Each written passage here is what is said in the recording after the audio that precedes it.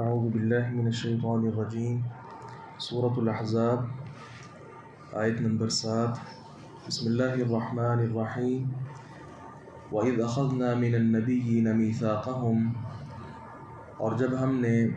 تمام نبیوں سے ان کا پختہ عہد لیا، وَمِنْكَ، اور آپ سے بھی، وَمِن نُوحٍ وَإِبْرَاهِيمَ وَمُوسَى وَعِيسَى ابْنِ مَرْيَمَ، اور نوح، ابراہیم، موسیٰ اور عیسیٰ ابن مریم سے بھی، وَأَخَذْنَا مِنْهُمْ مِيثَاقًا غَلِيظًا، اور ہم نے ان سب سے بہت پختہ عہد لیا۔ اس آیت مبارکہ کا پس منظر یہ ہے، گزشتہ آیات کو ساتھ ملائیں تو جاہلی معاشرہ جو تھا اس میں منہ بولا جو بیٹا ہے متبنہ، اس کی باپ کی طرف نسبت کا حکم اللہ رب العزت نے دیا۔ پھر اسی طرح زید رضی اللہ عنہ جو آپ صلی اللہ علیہ وسلم کے متبنہ تھے، اس چیز کو بھی ختم کیا جانا، اور پھر ان کا اپنی بیوی کو طلاق دینا، اور نبی اکرم صلی اللہ علیہ وسلم کا معاشرتی طور پر جو ان کی بہو لگتی تھی اس کے ساتھ نکاح کرنا،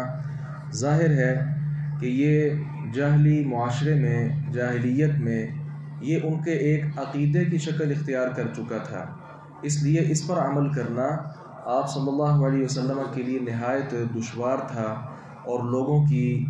مختلف طرح کی طعن و تشنیع وہ سننے کے لیے آپ صلی اللہ علیہ وسلم کو اللہ رب العزت نے کہا کہ آپ ہمارے یہ احکامات لوگوں تک پہنچانے میں کسی طرح کی کوئی تنگی محسوس نہ کریں،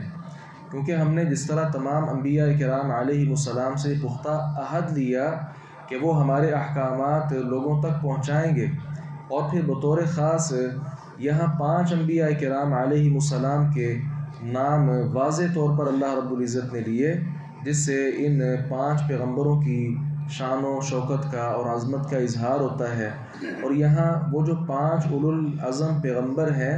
ان میں بھی سب سے پہلے نبی مکرم صلی اللہ علیہ وسلم کا اللہ رب العزت نے نام لیا۔ باقی نام ہم دیکھتے ہیں، نوح ہے، ابراہیم ہے، موسیٰ اور عیسیٰ ہے، یہ سارے نام انبیاء کرام علیہ السلام ترتیب کے ساتھ دیے گئے ہیں۔ نوح علیہ السلام پہلے ہیں، بعد میں ابراہیم علیہ السلام آئے، ان کے بعد موسیٰ علیہ السلام، اور ان کے بعد عیسیٰ ابن مریم ہیں۔ تو بعض لوگ یہاں سے سمجھتے ہیں کہ نبی مکرم صلی اللہ علیہ وسلم تمام انبیاء کرام سے پہلے پیدا کیے گئے۔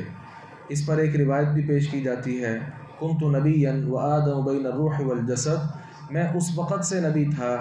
جب آدم علیہ السلام روح اور جسم کے درمیان تھے، لیکن یہ روایت صحیح نہیں ہے۔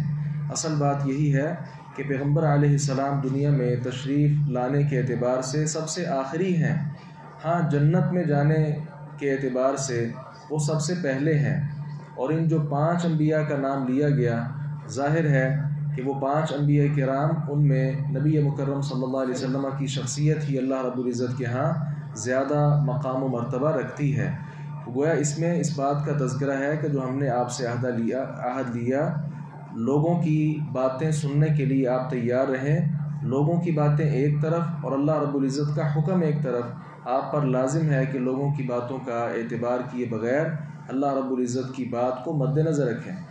لِيَسْأَلَ الصَّادِقِينَ عَنْ صِدْقِهِمْ، تاکہ وہ سچوں سے ان کے سچ کے بارے میں سوال کرے۔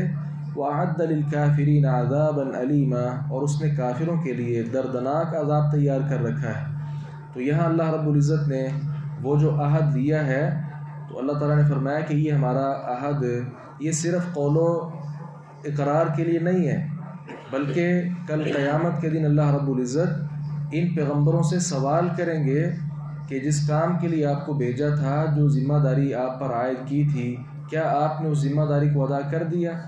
تو یہ باقاعدہ سوال بھی کیا جائے گا۔ تو ہمارا اس بات پر ایمان ہے کہ تمام انبیاء کرام علیہ السلام نے اپنی جو ذمہ داری تھی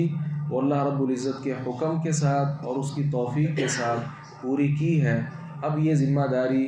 انبیاء کرام علیہ السلام کے بعد ہم سب پر عائد ہوتی ہے کہ اپنے علم کے مطابق اور فہم کے مطابق ہم خود بھی عمل کریں، اور دیگر لوگوں تک بھی یہ جو دین ہے اس کی نشر و اشاعت میں ہم حصہ اپنا لیں۔ اللہ تعالیٰ سے دعا ہے باری تعالیٰ حق بات کو سمجھنے اور اس پر عمل پیرا ہونے کی توفیق عطا فرمائے۔